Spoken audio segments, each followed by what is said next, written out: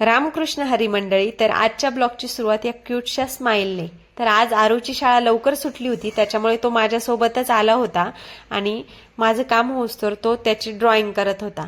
2-4 दिवसापासून त्याचं चाललं होतं की त्याला पुरणपोळी खायची होती. पुरणपोळी खायची होती म्हटल्यावर घरी आल्यानंतर लगेच मी स्वयंपाक सुरू केला. आणि लव्ह मॅरेज करणाऱ्या मुलींना अजिबात स्वयंपाक येत नाही अशा मताच्या व्यक्तींनी डोळ्यात तेल घालून हा ब्लॉग बघायचा आहे. आता पुरणपोळी करायची म्हटल्यानंतर सारभात तर झालाच पाहिजे. मग सारभातासाठी मी कांदा, कोथिंबीर, लसूण, भाजलेलं खोबरं आणि कढीपत्ता घेतला आणि या वस्तू सगळ्या व्यवस्थित चिरून घेतल्या. हे वस्तू चिरून घेतल्यानंतर मी जातानाच डाळ भिजायला घालून गेली होती. मग मी ती डाळ व्यवस्थित कुकरला लावली शिजायला आणि मी गॅस चालू करून थोडा वेळ पुढे जाऊन बसली. आणि मी पुढे जाऊन बसली तर या बहादराने येऊन गॅस गुपचूप बंद केला आणि तिथून पळून गेला.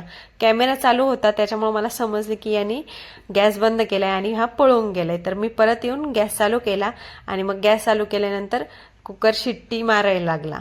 कुकरने शिट्टी मारल्यानंतर मी लगेचच साराची तयारी केली आणि नंतर पुरण शिजलं आणि पुरण शिजल्यानंतर मी पाणी काढून ठेवलं सारासाठी आणि बदा गुळाला ह्या दांडक्याने कुटून घेतलं. आता ह्या दांडक्याची एक कथाच आहे, ती सांगेल मी तुम्हाला.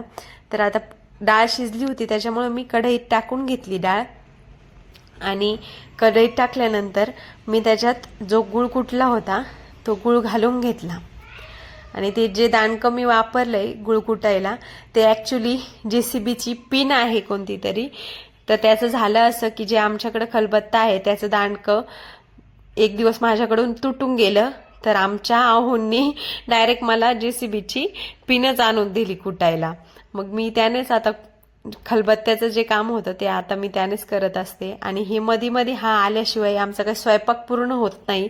आरूचं मध्ये चाललं होतं, त्याला भूक लागली होती, पुरणपोळी खायची होती म्हटल्यानंतर मग मी गुळ व्यवस्थित मिक्स करून घेतला आणि हे सगळं साराचं जे होतं मी वाटलेलं कांदा वगैरे सगळं टाकलं मिक्सरमध्ये आणि ते मिक्सरला बारीक करून घेतलं व्यवस्थित सगळ्या वस्तू. तर पोळी आम्ही अशीच आधीमध्ये करत असते, त्याला जेव्हा आठवण होईल तेव्हा मला करायला लागते आणि मी करते सुद्धा, कारण तो सणासुदीला एवढं काही व्यवस्थित खात नाही. मग आता हे सगळं साराचं मी वाटून घेतलं.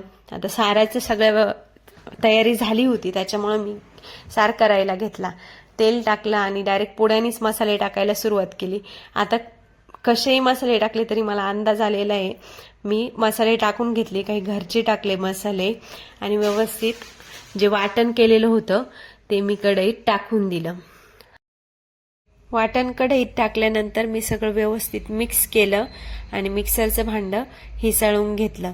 आता मिक्सरचं भांडं हिसळलं नाही तर ती महाराष्ट्रीयन बाईच कोणती, व्यवस्थित हिसळलं भांडं आणि टाकलं पाणी त्या कढईत. आता मला जेवढं सार पाहिजे होतं तेवढं पाणी मी त्या कढईत टाकून घेतलेलं आहे आणि छान अशी साराला उकळी आलेली आहे. आता सार करायचं म्हटल्यानंतर हे पाणी जे आपण काढलं होतं डाळीचं पाणी तेही टाकलं, कारण सार करताना ते स्किप करायचं नसतं. सार करायचं म्हणजे तेच मेन असतं डाळीचं पाणी. सो तेही टाकून घेतलं आणि अशा पद्धतीने इकडे साराला उकळी आणून घेतली आणि आता व्यवस्थित सार झालेलं आहे. आणि सार झाल्यानंतर पुरणही झालं होतं, मग मी पुरण घेतलं वाटायला. पुरण छान वाटून घेतलं आणि पुरण वाटल्यानंतर त्यात टाकायला बडीशेप आणि सुंठ व्यवस्थित वाटून घेतली, त्याची पावडर केली आणि ती चाळून पुरणामध्ये व्यवस्थित मिक्स केली. त्याच्याने फ्लेवरही छान येतो आणि पचायलाही सोपं जातं. तर इकडे गुळवणी झालेलं आहे. आता सगळं झालं पण आता होते स्टार्ट खरी गेम. आता तुम्ही बघा मला पोळ्या लाटता येत आहेत का नाही.